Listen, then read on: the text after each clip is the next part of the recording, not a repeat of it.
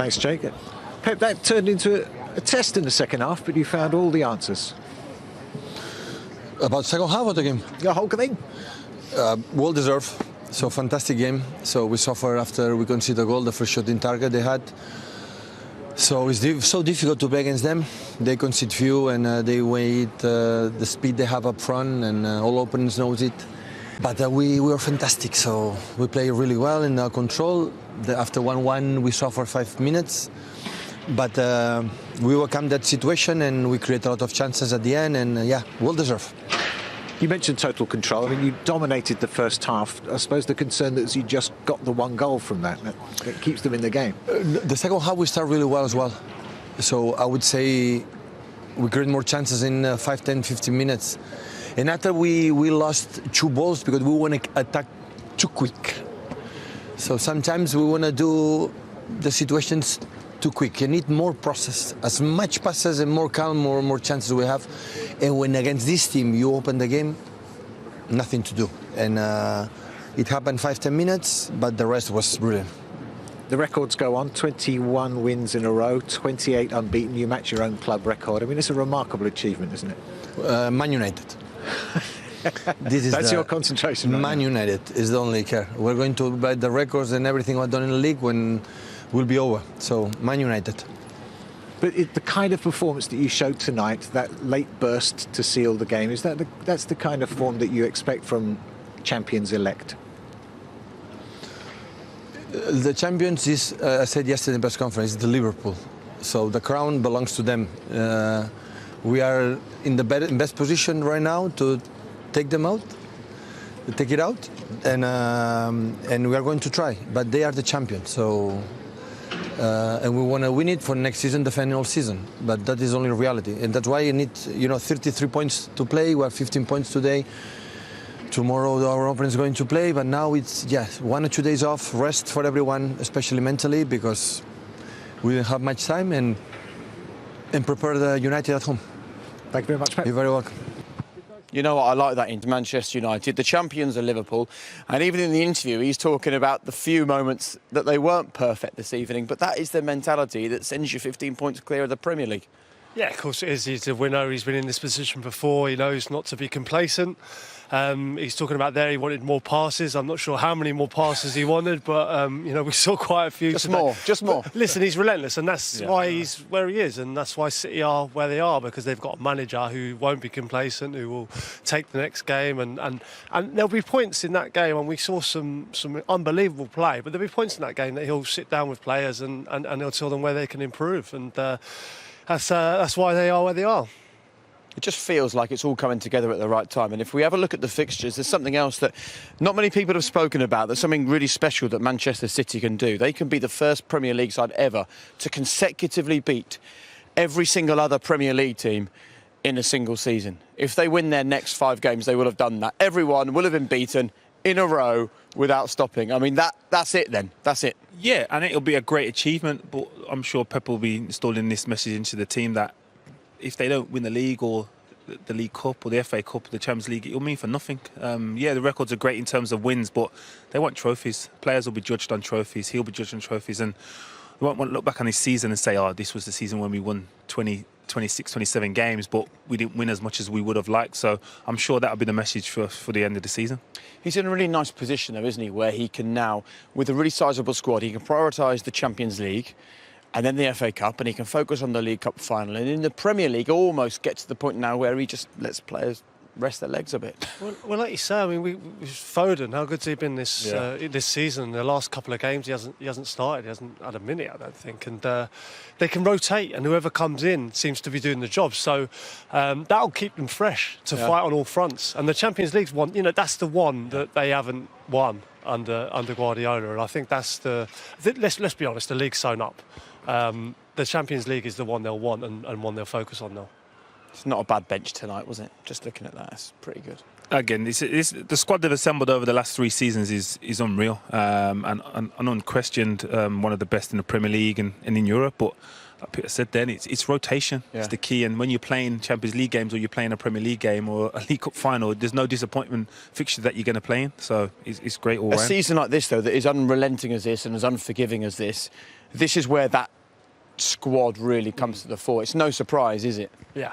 Yeah, but like you said about the bench there, John Stones, Gundogan, Ferran Torres, Phil Foden, arguably four of their best players this season. You know, have been left on the bench, and they've gone and beat a difficult Wolves side 4-1. I mean, it's incredible, and that's the strength and depth they've got. They've got most of their players back fit and healthy now. I think it's only Ake who's out the first squad, so it's all going well. Riyad, congratulations. I mean, the scoreline looks great, but they made you fight for that, didn't they? Yeah, it was a tough game. I think we started very, very good. Scored the first, we created chances. We could have killed the game in the first half, but I think it was offside for maybe this.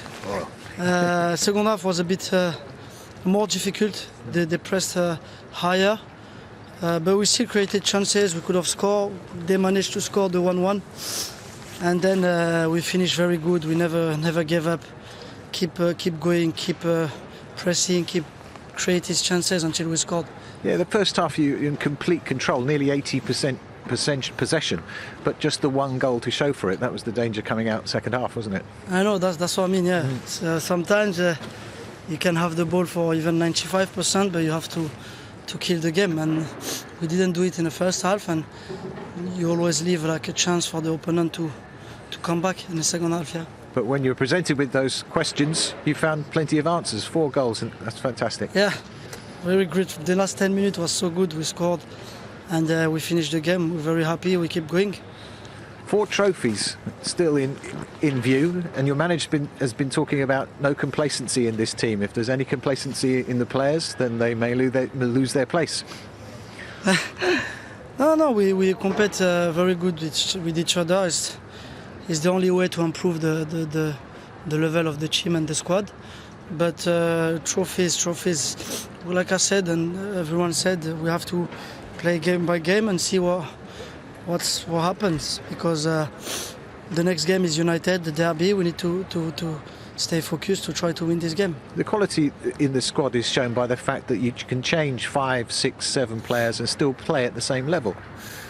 Well, it's difficult sometimes when we change 6, 7, but the quality of every player is so good. So everyone make his contributions, and it's very good for the team. And well done, you're man of the match tonight. Thank you. Thank you. Congratulations. Thanks. Well played to him. He's a man in form, playing for a team in form. Oh, he is. He's someone I love watching. We were talking, off air.